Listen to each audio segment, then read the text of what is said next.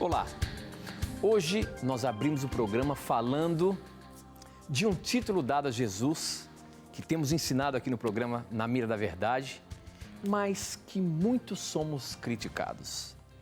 Arcanjo Miguel. Esse é um tema polêmico. Muitos nem sequer imaginam que Arcanjo Miguel seja um título dado a Jesus. Um texto onde apresenta Jesus e dá-nos a entender, ou apresenta o Arcanjo Miguel e dá-nos a entender que é Jesus, é Apocalipse 12, 7. O texto diz o seguinte: depois houve guerra no céu. Miguel e os seus anjos lutaram contra o dragão, que combateu junto com seus anjos. Mas o dragão foi vencido e por isso ele e seus anjos não puderam mais ficar no céu. Essa batalha que houve no céu contra Satanás e Jesus mostra que Miguel aqui é um título dado a Jesus. Agora, muitos criticam essa informação que nós passamos aqui dizendo que isso é uma heresia. Uma das perguntas que chegou hoje no Facebook para o programa de hoje é exatamente sobre isso. E é por isso que ela agora está na mira da verdade.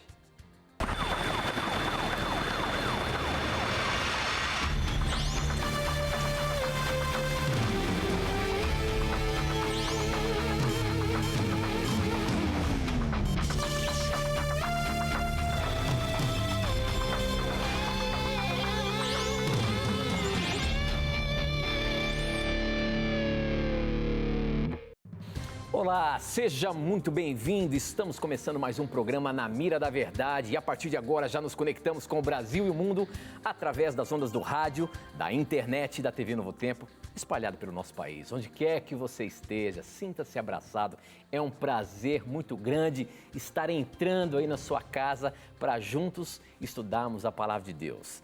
Um abraço carinhoso a cada um de vocês que faz o programa acontecer. As suas dúvidas, as suas perguntas, os seus questionamentos é que fazem o nosso programa acontecer e a gente já começa agradecendo a sua participação.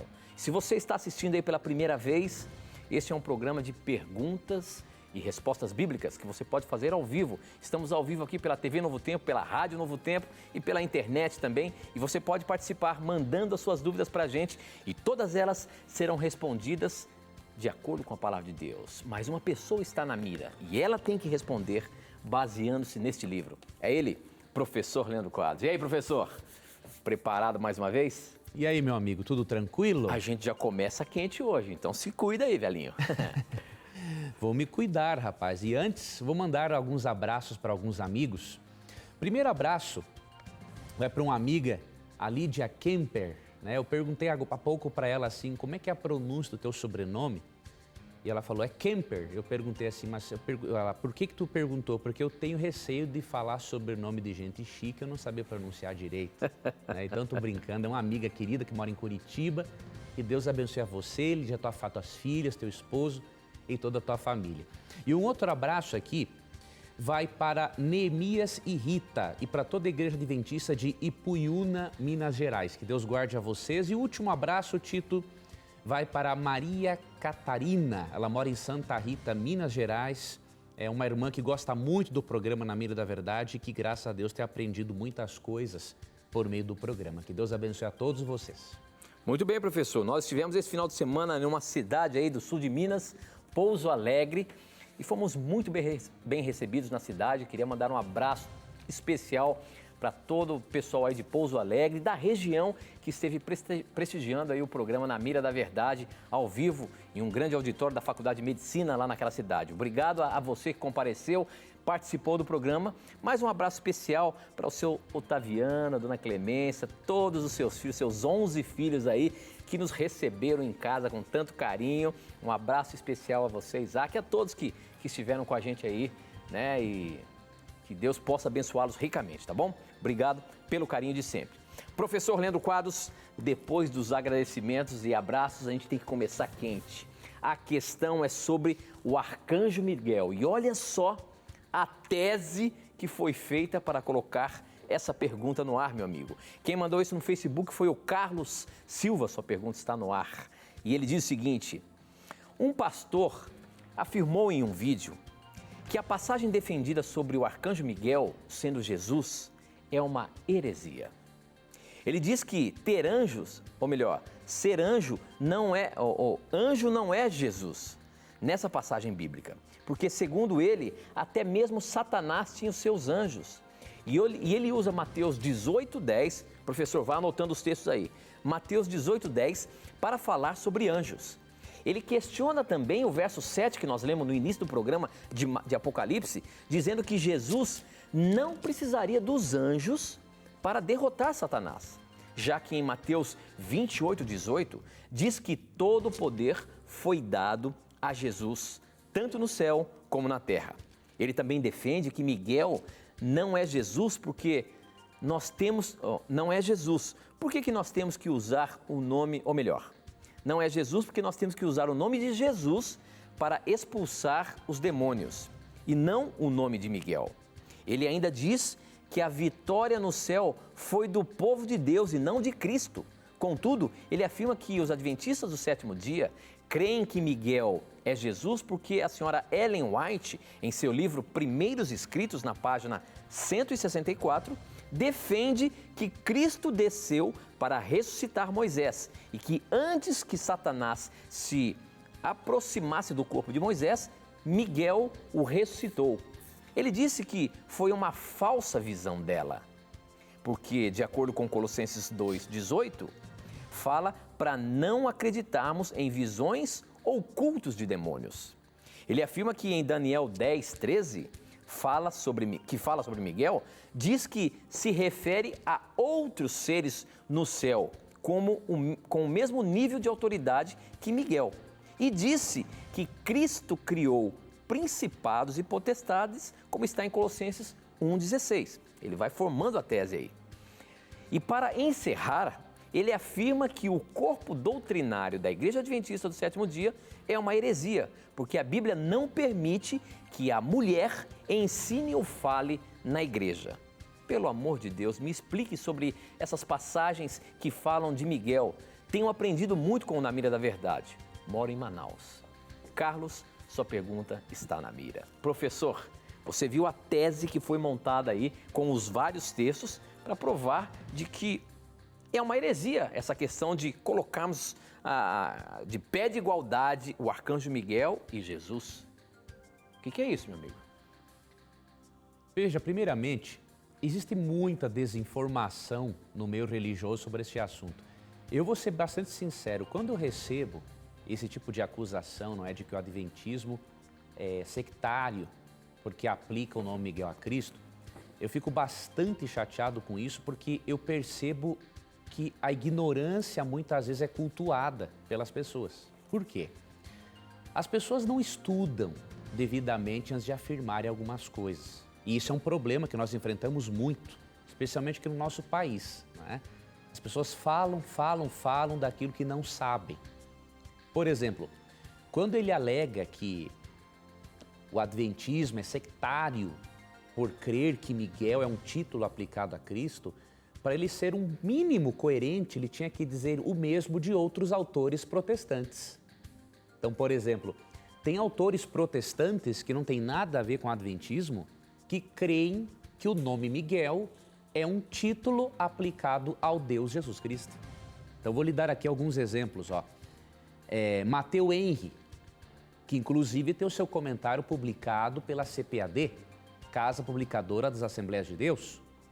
Matteo Henry, comentando sobre Daniel 10, disse o seguinte: alguns pensam que Miguel, o arcanjo, não é outro senão o próprio Cristo, o anjo do concerto e o Senhor dos anjos. Aquele a quem Deus viu, aquele a quem Daniel viu em visão. Ele veio para ajudar-me, verso 13, e ninguém há que se esforce comigo contra eles, verso 21. Cristo é o príncipe da igreja e os anjos não o são. Veja aqui Matteo Henry, ele entende, assim como também aqui sobre Daniel 12, falando de Miguel, Jesus Cristo aparecerá como patrono e protetor de sua igreja. Naquele tempo em que a perseguição estiver no auge, Miguel se levantará. E aí no finalzinho, Mateus Henrique comenta, Cristo é o grande príncipe, pois é o príncipe dos reis da terra. Então por que chama-se o adventismo de sectário e não chama Mateus Henrique de herege? Então é isso que me deixa chateado, o indivíduo ou desconhece ou ele é tendencioso. Outra coisa, tem um outro comentarista aqui, Adam Clarke. Adam Clarke, metodista, comentando sobre Miguel, disse o seguinte: a palavra Miguel significa aquele que é semelhante a Deus. Em consequência, no Apocalipse, este personagem é entendido por muitos como sendo o Senhor Jesus. Veja, o Dr. Clarke explica que muitos protestantes entendem que o nome Miguel se aplica ao divino Jesus Cristo. Então, por que dizer que isto é motivo para chamar o adventismo de seita? É a pessoa tendenciosa, desinformada sobre o assunto, o que é lamentável. Tem um outro comentário aqui do Dr. J.D. Glasgow. Ele diz o seguinte, falando de Apocalipse 12:7 agora. Esta guerra no céu travada por Miguel, que é Cristo, cujo combate não é igual aos dos reis terrestres, e por seus mensageiros, consiste num conflito intelectual e polêmico. E aí, Land, um outro comentarista, fala: demonstramos em outra parte que o arcanjo Miguel é uma imagem de Cristo vitoriosamente combatente. Cristo é um arcanjo em sua qualidade de juiz, e ele aparece como juiz não apenas no fim do mundo, mas também na preservação da pureza de sua igreja. E aí eu poderia seguir, mas vou ficar com esses comentários aqui. Então veja bem, meu irmão, ninguém é obrigado a concordar que Miguel é um título aplicado a Cristo. Agora, a pessoa tem que ter um mínimo de coerência em não chamar o adventismo de sectário por crer assim, sendo que há teólogos protestantes que creem igualzinho. A diferença entre os adventistas e os nossos amigos, que nós tanto amamos e que são nossos telespectadores, nossos irmãos testemunhas de Jeová, eles creem que Miguel é um nome aplicado a Cristo para ensinar que Cristo é uma criatura. Ele é criado pelo Pai.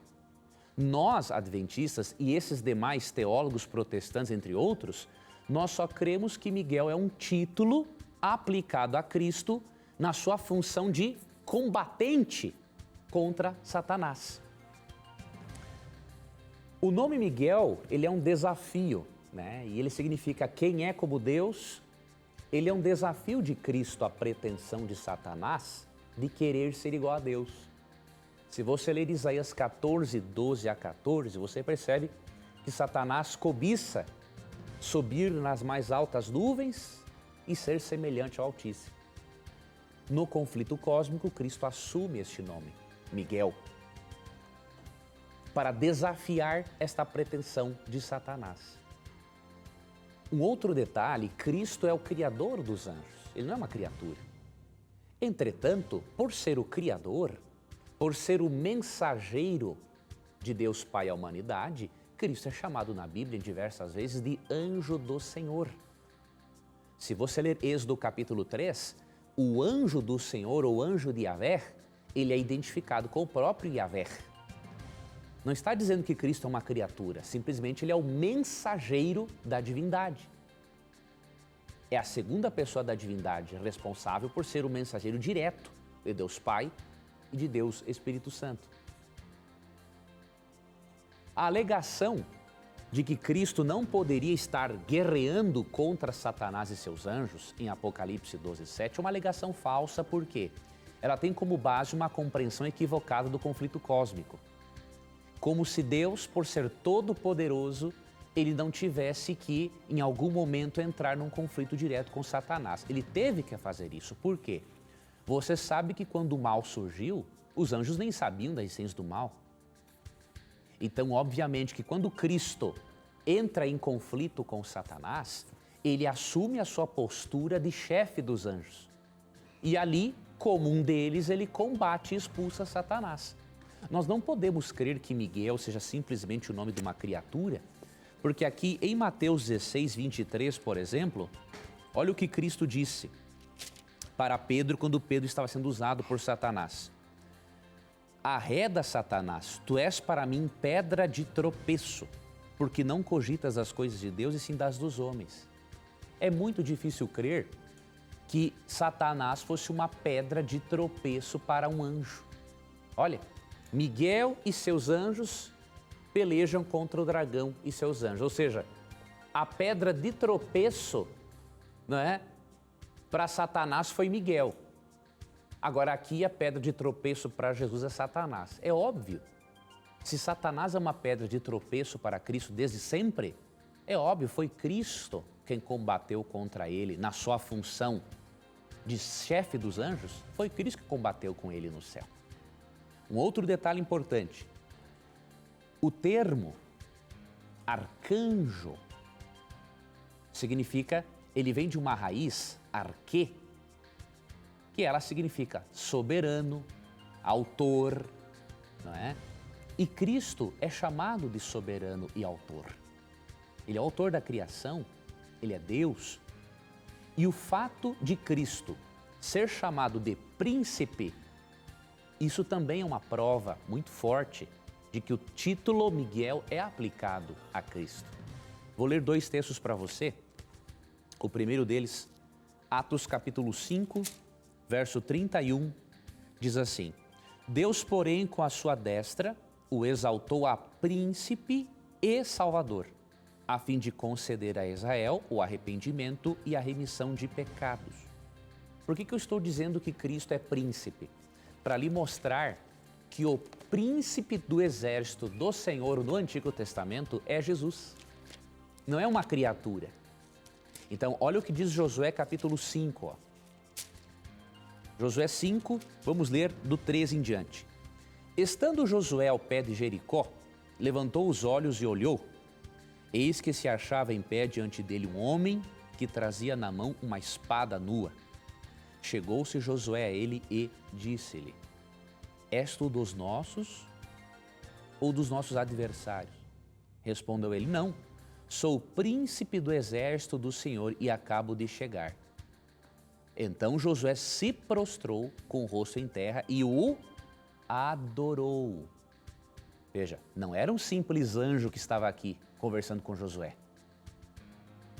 Era o príncipe Jesus.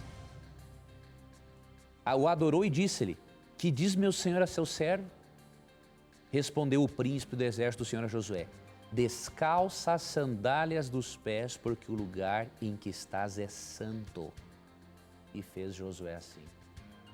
Eu lhe pergunto, este príncipe que apareceu para Josué era uma criatura? Ridículo pensar nisso. Era o próprio Cristo, que veio na sua função de príncipe do exército do Senhor. Não porque ele é uma criatura, ele é o criador e chefe dos anjos. Assumiu essa função de príncipe do exército do Senhor depois do conflito cósmico, né? Durante o conflito cósmico. Então, não há nenhum problema teológico em identificar o nome Miguel com Cristo, se nós entendermos que Cristo é o príncipe do exército do Senhor. Por ser o Criador, ele é o chefe supremo dos anjos. Não há nenhum problema identificarmos Miguel com Jesus se nós não rebaixarmos, obviamente, a absoluta divindade de Cristo. E para finalizar, porque são muitas coisas em relação a isso, Judas 1,9. Veja, o fato de Cristo ali em Judas 1,9 não ter repreendido Satanás não demonstra que Cristo não tinha autoridade para fazer isso. Você precisa analisar o contexto. Por que que nesse contexto Cristo preferiu não repreender Satanás diretamente? Há um contexto muito claro. O objetivo de Judas, temos que reconhecer, aqui Judas não tem o propósito de identificar quem é Miguel. Nós identificamos o personagem Miguel por meio de outros textos bíblicos. Tá? Agora, Judas não tem esse propósito. Qual é o propósito de Judas? Fazer um contraste entre o caráter respeitoso de Miguel e o caráter maligno de Satanás, para mostrar que há falsos profetas que são malignos como Satanás. Então, olha o que diz aqui Judas, capítulo 1, versos 8 e 9. Ó. Ora, estes Da mesma sorte, quais sonhadores alucinados não só contaminam a carne, como também rejeitam governo e difamam autoridades superiores. Está falando aqui de ímpios que difamam autoridades superiores celestiais. Contudo, o arcanjo Miguel, quando contendia com o diabo e disputava a respeito do corpo de Moisés, não se atreveu a proferir juízo infamatório contra ele, ou seja, palavras de maledicência. Pelo contrário, disse: o Senhor te repreenda. Aqui Cristo não está dizendo que ele não tinha autoridade. Nesse contexto em que Satanás estava dizendo palavras caluniadoras, Cristo, como um ser de classe, falou: o Senhor te repreenda. E não deu mais conversa para ele. Então aqui não diminui-se a autoridade do divino Cristo. E mais um detalhe: será que é por acaso que o único texto onde aparece essa expressão, o Senhor te repreenda, só que lá está o Senhor te repreende? Quem usou esta expressão em Zacarias 3, verso 2, sabe quem foi? O anjo de Jeová, o anjo de Yahvé. E se você ler Zacarias 3, você percebe que o anjo de Yahvé é uma identificação de Cristo, não como criatura. Como o termo anjo significa mensageiro, por ele ser a segunda pessoa da divindade, e o mensageiro da divindade à humanidade, ele é chamado de anjo de Yahvé, ou anjo de Jeová. Então veja, lá em Zacarias 3:2, este ser divino usa a expressão o Senhor te repreende. E aqui, num contexto para demonstrar que ele tinha muito mais classe que Satanás, ele usa o mesmo texto, só que dizendo o Senhor te repreenda. Então é simples você deduzir o seguinte: em Zacarias, Deus usa essa expressão. Aqui, Deus, Jesus Cristo, usa novamente essa expressão de uma forma modificada, num contexto totalmente diferente. Só aparece texto parecido com Judas 1:9 e Zacarias 3, verso 2. E quando Daniel 10:13 fala que existem outros arcanjos, isto em nada diminui a divindade de Cristo. Por quê? Cristo, sendo Deus, o chefe principal dos anjos, ele pode comissionar outros anjos para terem função de arcanjos. Eles repartem com Cristo a função de arcanjos, mas jamais a essência divina de Cristo, jamais a autoridade divina de Cristo. Porque Cristo é Deus, Cristo é o Criador de todos os anjos. Então, meu amigo, com base nessa análise, com base no que comentaristas protestantes dizem, acusar o adventismo de heresia, por isso, é uma tendenciosidade sem tamanho ou, no mínimo, demonstração de profunda ignorância da pessoa que assim o faz. Muito bem, professor. Eu queria dizer que a gente vai disponibilizar exclusivamente essa resposta com essa pergunta no nosso blog, se você quiser compartilhar isso com outras pessoas, tá bom? Obrigado pela sua participação. É importante a gente responder essas dúvidas que chegam para a gente. Foi feita uma tese para mostrar que o que nós estamos ensinando, aprendendo na palavra de Deus está errado, é uma heresia. E a gente conseguiu ver agora na Bíblia que não é isso. Então, se você quiser, acesse depois o nosso blog a partir de amanhã ou depois já vai estar disponível para você isso daí, tá bom? Obrigado por você participar, mandando sua pergunta para a gente, é muito importante. Para você que está vendo aí o programa e quer participar, você pode mandar através do nosso SMS. O número é 12 98151 0101. Você manda, eu recebo aqui na hora. Ou pelas redes sociais, Facebook, namiradaverdade.nt e Twitter, @namiradaverdade. E ainda você tem a chance de mandar pelo nosso blog, novotempo.com/namiradaverdade, tá bom? Olha só, o SMS já chegaram muitas perguntas enquanto ele estava respondendo. E essa pergunta aqui, deixa eu ver se tem um nome, é o do César, de Sarandi, Paraná, e ele pergunta o seguinte: professor, tenho uma dúvida. Por que o Deus do Velho Testamento é tão diferente de Jesus, o Deus do Novo Testamento? No Velho Testamento, Deus é um juiz implacável contra seus inimigos. Mas, no Novo Testamento, Jesus só fala de amor. Me tira essa dúvida, pois há igrejas que só creem no Novo Testamento, pois no Velho Testamento, Deus encomenda a morte até crianças. Parabéns pelo programa. Professor, existe diferença do Deus do Velho Testamento e do Novo Testamento? Que história é essa? Vou ler aqui um texto para ajudar o nosso irmão. Óbvio, tem outros textos que eu vou ler também, mas João 14, 8 e 9 diz assim: Replicou-lhe Filipe, Senhor, mostra-nos o Pai, e isso nos basta. Disse-lhe Jesus, Filipe, há tanto tempo estou convosco e não me tens conhecido? Quem me vê a mim, vê o Pai. Como dizes tu, mostra-nos o Pai? Cristo falou para Filipe que ver a Jesus é a mesma coisa que ver o Pai. Ou seja, o mesmo caráter amoroso que Cristo tem, Deus o Pai tem. O mesmo caráter de justiça que Deus o Pai tem, Cristo também tem.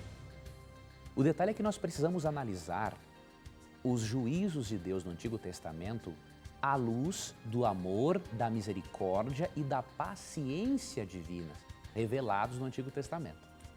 Então, por exemplo, Deus não liquidou aquelas nações pagãs de uma hora para outra ou por motivos irrisórios. Então, esse que tem que ser um detalhe. Primeiro, deixa eu lhe mostrar aqui um texto que mostra como que é o tipo de amor do Deus do Antigo Testamento. Oséias capítulo 11, vou ler para você verso 8. Como te deixaria, ó Efraim? Como te entregaria, ó Israel? Como te faria como a Admá? Como te fazer-te um Zeboim, cidades destruídas, não é?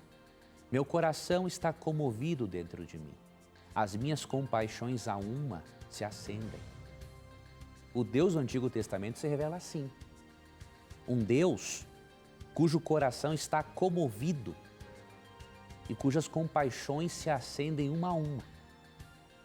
Agora, quando Deus liquidou nações pagãs, antes de Deus fazer isso, Deus deu muito tempo de oportunidade para eles.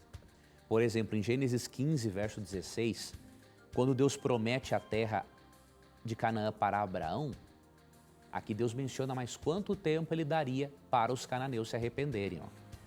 Na quarta geração tornarão para aqui, porque não se encheu ainda a medida da iniquidade dos amorreus. Deus disse que não se encheu a medida da iniquidade dos amorreus. E sabe o que eles fizeram por mais 4 gerações, 400 anos, amigos? Leiam Levítico 18 e capítulo 20. Eles mantinham relações sexuais até com os filhos, com os netos, com os animais e sacrificavam as crianças a divindades pagãs. Então, eu duvido que alguém tivesse mais misericórdia e paciência do que Deus em tolerar por séculos isso. E óbvio, quando aquele povo se tornou uma gangrena moral, o Deus de amor, que também é um médico divino, teve que amputar aquela gangrena moral. Então, o Deus da Bíblia é o mesmo, tanto no Antigo quanto no Novo Testamento. Muito bem, professor. Muito bem, o nosso tempo não para de correr aqui. Nós temos que ir para o intervalo, mas aproveite aí o intervalo, formule a sua pergunta, manda para a gente. A gente volta já já.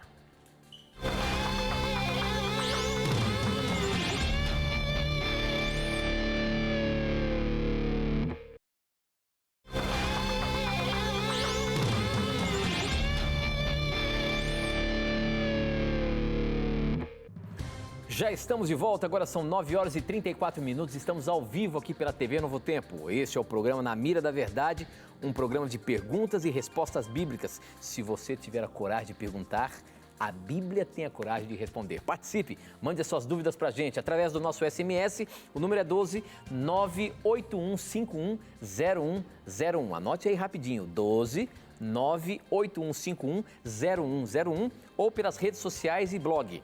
Pelo Facebook, namiradaverdade.nt, pelo Twitter, @namiradaverdade e ainda no nosso blog, novotempo.com/namiradaverdade, tá bom? Eu quero mandar um abraço especial hoje para uma família amiga da gente aqui, o Sávio, a Priscila, o Arthurzinho, que saiu de uma cirurgia agora, está se restabelecendo. Que Deus abençoe o lar de vocês e cuide aí de mais um que está chegando, tá bom? Obrigado aí por você estar acompanhando a nossa programação. Professor Leandro Quadros, as perguntas não param aqui pelo SMS e essa aqui é boa, olha só. Poderia me responder Por que o demônio se manifesta mais nas igrejas pentecostais do que nas outras denominações, como católicos, adventistas, presbiteriana, maranata? Será que as pregações dos pentecostais incomodam mais ao inferno que as das outras igrejas? Obrigado, um forte abraço. Benedito Nicolau, ele é de Campos dos Goitacazes, professor. A gente percebe na TV que a gente vê várias manifestações dos demônios nessas igrejas, assim. E parece que não se vê tanto isso em outras igrejas protestantes e até mesmo na católica. Será que a mensagem está incomodando mais o inferno ali, dessas igrejas que demonstram tantas manifestações diabólicas, professor? Na verdade, o que ocorre é o contrário. Como assim? Eu vou primeiramente dizer uma coisa. Nossos irmãos pentecostais são filhos de Deus, amados e que buscam ao Espírito Santo com muita intensidade, de uma forma que muitos cristãos não o fazem, né? Então, nós não temos aqui, o nosso programa não está aqui para criticar ninguém, muito menos nossos irmãos pentecostais, né? Filhos de Deus sinceros que buscam a Cristo e que buscam o poder do Espírito, né? E grande parte dos nossos telespectadores são pentecostais. E eu conheço muitos deles e percebo pessoas maravilhosas que buscam com um coração sincero aprender sobre Deus. Agora, eu posso garantir que muitas vezes o estilo de culto pentecostal ele não se enquadra no estilo de culto bíblico, sem questionar a sinceridade dos nossos irmãos. Estou falando de ideias, não das pessoas em si, e eu não tenho dúvidas que há muito mais gente sincera no meio pentecostal e qualquer outro movimento religioso, até mesmo dentro da minha igreja. Então eu não sou aqui um hipócrita, né, para querer dar uma de santinho aqui. Somos seres humanos, pecadores, iguais, não importa a religião a qual pertençamos, e dentro de todas as nossas igrejas, sejamos protestantes, católicos, há pessoas de bem e há pessoas más, há o trigo e há o joio. Então, o que eu vou discutir aqui é ideia, né? O que diz 1 Coríntios 14, 33? Porque Deus não é de confusão, e sim de paz, como em todas as igrejas dos santos. Verso 40. Tudo, porém, seja feito com decência e ordem. Este princípio bíblico ensina, Paulo está dizendo aqui que o culto tem que ser decente e ordenado, e que Deus não é um Deus de confusão. Então, o que acontece? Eu não creio que uma igreja onde o demônio se manifesta todos os dias, ela esteja com uma mensagem realmente bíblica. Por quê? Se o demônio está encontrando espaço, tem alguma coisa errada. Na verdade, quanto menos manifestações demoníacas tem numa igreja, isso demonstra, na verdade, que mais a palavra de Deus está sendo falada. Eu não consigo ver a palavra de Deus sendo exaltada num culto, por exemplo, que dedica-se um culto só para expulsar demônios. O problema é que tem muitas igrejas, e aí não é só os irmãos pentecostais não, tá? Tem outras igrejas que passam mais tempo falando com o diabo do que falando da Bíblia. Então como é que você vai me dizer que um culto desse é um culto de poder divino? Não tem como. Pelo menos na nossa igreja, nós não deixamos o diabo falar, não. Então, se estamos num momento de culto, né, está tendo um sermão, está tendo uma adoração a Deus, e ocorre de manifestar um demônio em alguém, pessoas ali da igreja, diáconos, comissionados, vão pegar a pessoa, levar para um outro recinto, orar com ela, ler a Bíblia, expulsar aquele espírito mal, para o culto a Deus continuar andando. Então, com todo carinho e respeito, eu não vejo exaltação a Deus em muitos cultos, mas é falar no diabo. Nós temos que falar mais em Deus do que no diabo. Nós não podemos deixar de pregar a palavra, né, ensinar as pessoas o caminho da salvação só para impressioná-las com coisas sobrenaturais. Temos que ter muito cuidado com isso. Muito bem, professor. A próxima pergunta chegou pelo nosso Twitter. Se você quer participar pelo Twitter, o nosso endereço é @NaMiraDaVerdade. A Júlia Santos, ela pergunta o seguinte: tem uma dúvida quanto quanto tempo levará o julgamento, sendo que existe bilhões de pessoas no mundo para Jesus julgar? Ixi, minha A amiga. questão, mas a gente poderia ampliar um pouco a pergunta, professor. O julgamento a gente não consegue saber. Agora, que julgamento é esse? Jesus já está julgando, Jesus vai julgar ainda depois que ele voltar. Em que fase do julgamento os seres humanos estão nesse momento? Antes eu vou só ler uma pergunta, um texto que mostra, minha amiga telespectadora, que para a sua pergunta há só um texto, né? Deuteronômio 29, 29, que diz assim: as coisas encobertas pertencem ao Senhor nosso Deus, porém as reveladas nos pertencem a nós e a nossos filhos. Né? Então, não temos como saber. Né? A resposta à sua pergunta, isso pertence a Deus. Né? Sobre o julgamento, o que mais importa sabermos, eu não vou também me deter nesse assunto que é muito amplo, o que mais importa sabermos é que um dia Deus vai executar o seu juízo e, de acordo com 2 Coríntios 5,10, creia você em Deus ou não, a sua vida será avaliada por Deus. Então, 2 Coríntios 5,10 diz: porque importa que todos nós compareçamos perante o tribunal de Cristo, para que cada um receba segundo o bem ou o mal que tiver feito por meio do corpo. A única chance de você e eu sermos absolvidos nesse juízo é termos a Cristo como nosso advogado. Leia 1 João 2, 1 e 2, faça uma oração e diga assim: Cristo, eu estou com dificuldades até de crer em Deus, mas olha, seja o meu advogado. Pode ter certeza, mesmo você sendo um ateu agnóstico, Deus vai fazer algo na sua mente e você vai perceber que realmente Deus existe e que a tua única saída é crer em Cristo para ser absolvido no juízo divino. Um dia Deus vai pedir contas a toda a humanidade por tudo aquilo que a humanidade tem feito com a vida e com o corpo que Deus deu. Muito bem, professor. Estou vendo aqui pelo Facebook, já quero procurar na Bíblia, mas a pergunta do Davi Carvalho é a seguinte. Alguns programas atrás, o professor explicou que não havia problema se, ao invés de enterrar, um falecido fosse cremado. Porém, fazendo a minha leitura diária na Bíblia, me deparei com Amós capítulo 2, versos 1 e 2 e fiquei em dúvida. Poderia me explicar melhor? Professor, Amós capítulo 2, verso 1 e 2. Afinal de contas, a questão da morte depois na ressurreição tem alguma diferença de ser enterrado, de ser cremado, de ser jogado ao mar, enfim. O que a Bíblia pode nos mostrar aí? Vamos ver o que está falando o texto de Amós, né? Amós 2, 1 e 2. Pois assim diz o Senhor: por 3 transgressões de Moabe e por 4 não suscitarei o castigo, porque queimou os ossos do rei de Edom até os reduzir a cal. Por isso meterei fogo a Moabe, fogo que consumirá os castelos. Não, aqui, meu irmão, não fala nada de cremação. Veja bem, o contexto aqui, ó. Aqui Deus está condenando eles por um procedimento ímpio, né? Eles aqui, ó, eles seriam castigados porque queimaram os ossos do rei de Edom até os reduzir a cal.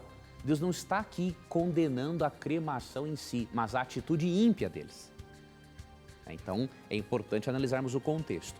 E que o povo de Israel não via a cremação como algo pagão, e você sabe, né, Deus, das coisas que Deus mais fez no Antigo Testamento foi repreender a idolatria. Quando Saul e seus filhos são cremados, você não vê nada na Bíblia condenando isso, porque para Deus é indiferente, não é? Então, o que diz 1 Samuel 31, 12 e 13? Todos os homens valentes se levantaram e caminharam toda a noite e tiraram o corpo de Saul e os corpos de seus filhos do muro de Bet-Seã e, vindo a Jabes, os queimaram. Tomaram-lhes os ossos e os sepultaram debaixo de um arvoredo em Jabes e jejuaram 7 dias. Então, a Bíblia menciona que a cremação era parte do costume deles.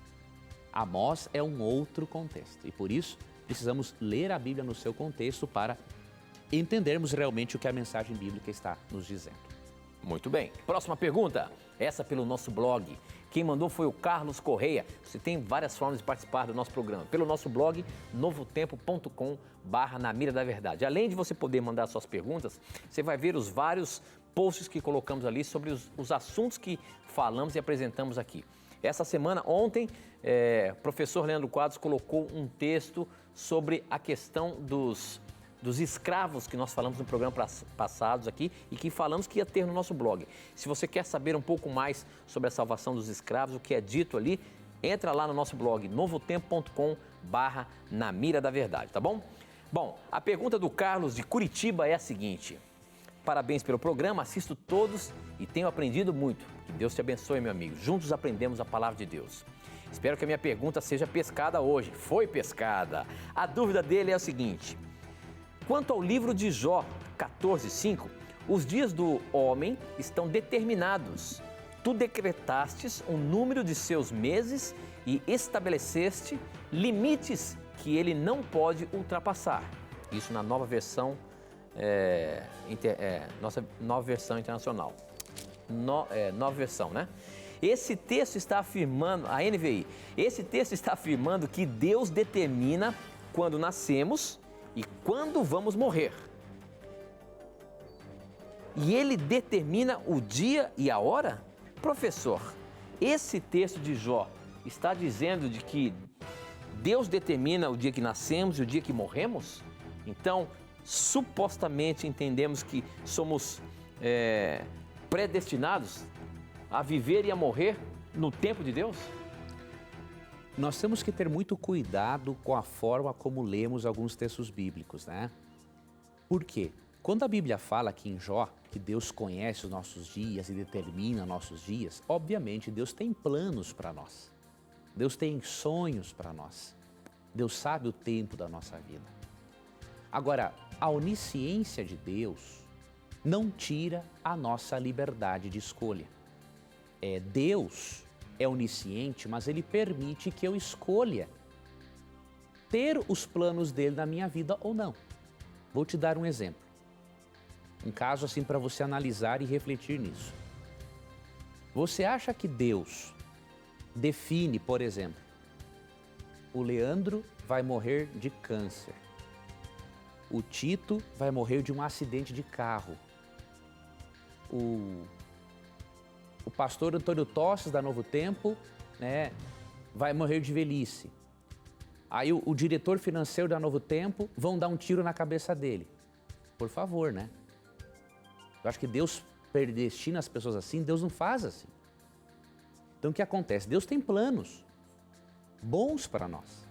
Deus quer que todos morramos de velhice. Agora, se o Leandro tem um estilo de vida, o Leandro decide fumar, o Leandro decide não fazer exercício, o Leandro decide encher a cara de álcool, aí o Leandro pega um câncer. Aí você vai dizer que Deus é o culpado? Nada a ver. Então Deus tem planos. Agora, Deus permite que eu possa, sim, negar esses planos. Tanto que Josué mostra claramente isso, que nós podemos escolher, né? A onisciência de Deus não tira o nosso livre-arbítrio. Então, Josué 24:15 nos mostra que muito da nossa qualidade de vida e tempo de vida vai depender, obviamente, de nós também. Josué 24:15. Porém, se vos parece mal servir ao Senhor, escolhei hoje a quem servais. Se aos deuses a quem serviram vossos pais, que estavam além do Eufrates, ou aos deuses dos amorreus, em cuja terra habitais. Eu e a minha casa serviremos ao Senhor. Então, não veja a onisciência de Deus como sendo responsável por todas as desgraças que acontecem no mundo. Né? A onisciência de Deus não é responsável pelas desgraças.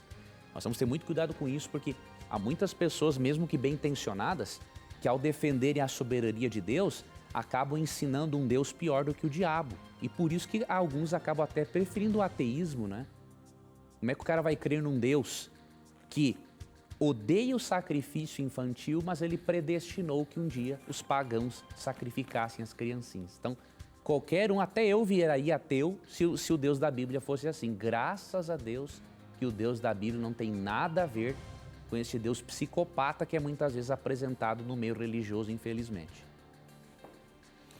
Muito bem, professor. Olha só, aqui pelo Facebook, um garotinho de 13 anos, o Givaldo Júnior. Givaldo, a sua pergunta está na mira. Ele diz o seguinte: olá, professor Leandro e Tito, sou adventista e missionário com apenas 13 anos.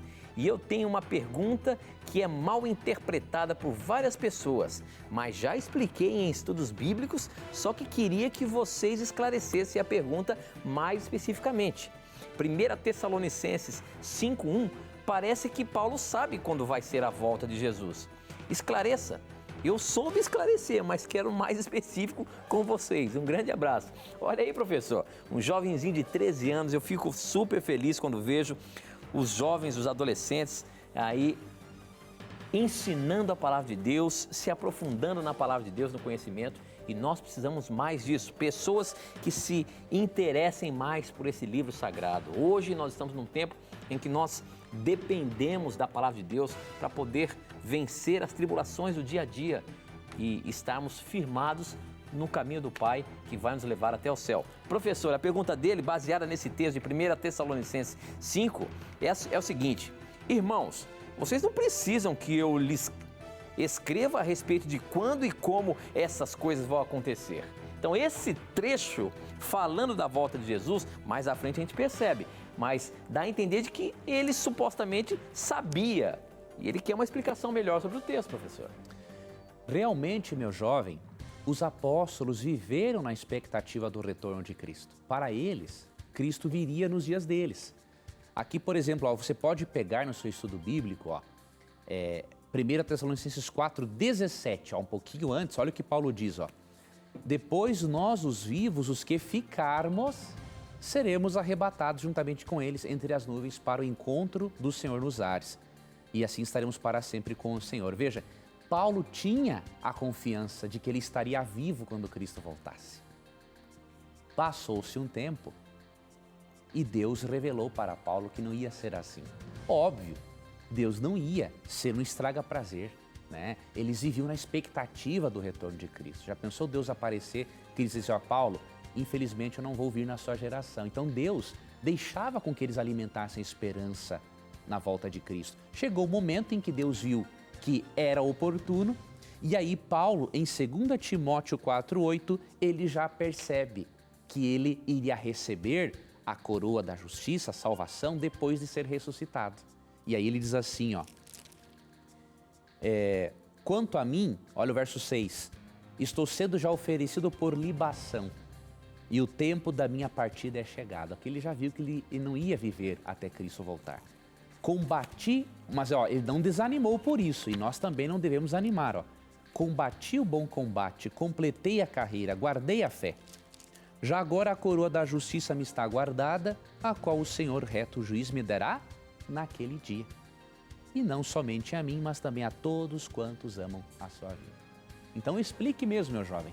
Os apóstolos viveram na expectativa da volta de Cristo. Depois, Deus revelou para eles que ele viria, obviamente, depois que outras profecias fossem cumpridas, né? Muito bem, professor. Agora, nesse momento, eu queria oferecer para você, como eu sempre faço aqui no programa, a revista Verdades para o Tempo do Fim. Mas como eu bem disse, como eu sempre faço no programa, talvez você ainda, que já tenha acompanhado nosso programa, ainda não pediu a sua revista. Então peça agora mesmo, ela é gratuita, é um curso bíblico. É um curso bíblico num formato de revista que você pode ter aí na sua casa sem pagar nada. Basta você entrar lá no nosso blog, novotempo.com/na mira da verdade, você vai ver a imagem dessa revista lá, você vai clicar na revista e vai ser direcionado para um local onde você vai preencher os seus dados postais para que ela chegue direitinho para você, tá bom? São 16 temas relacionados com o tempo em que nós estamos vivendo, o tempo do fim. Tenho certeza que você vai aprender muito sobre a palavra de Deus e se fortalecer mais nos princípios da Bíblia para poder vencer as dificuldades desse dia a dia, tá bom? Peça agora mesmo, Verdades para o Tempo do Fim, é gratuito, é um presente para você, tá bom?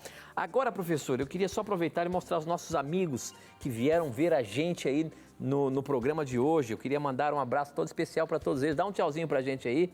Obrigado por vocês estarem aqui com a gente. Que Deus abençoe cada um de vocês, tá bom? Professor Leandro Quadros, qual é o nome, Tito, desses amigos aí? Tu lembra? Como é que é? Tu lembra o nome desses amigos que vieram aí? Mas por que você fica me botando de calça justa, rapaz? Ah, você eu sei vive que é o Dinho, a Ohana, o Carlos e a Lavínia, mas não precisa me perguntar, porque eu sou ruim de guardar nome, mas eu lembrei.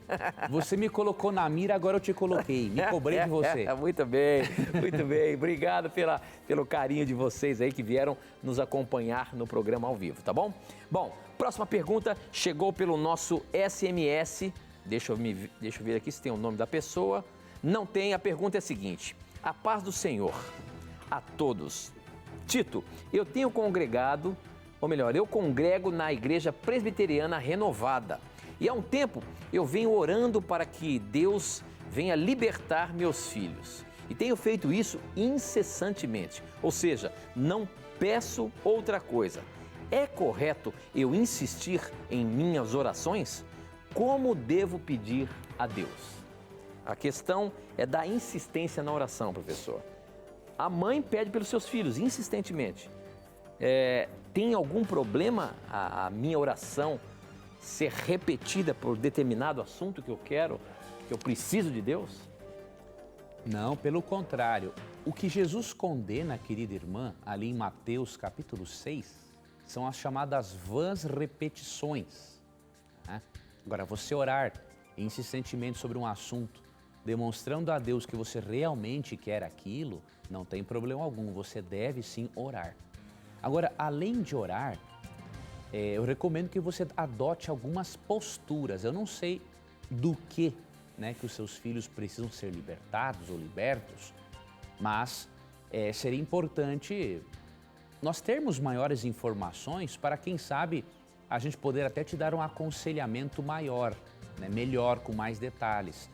Algumas posturas que os pais podem tomar, vou dar um exemplo, né?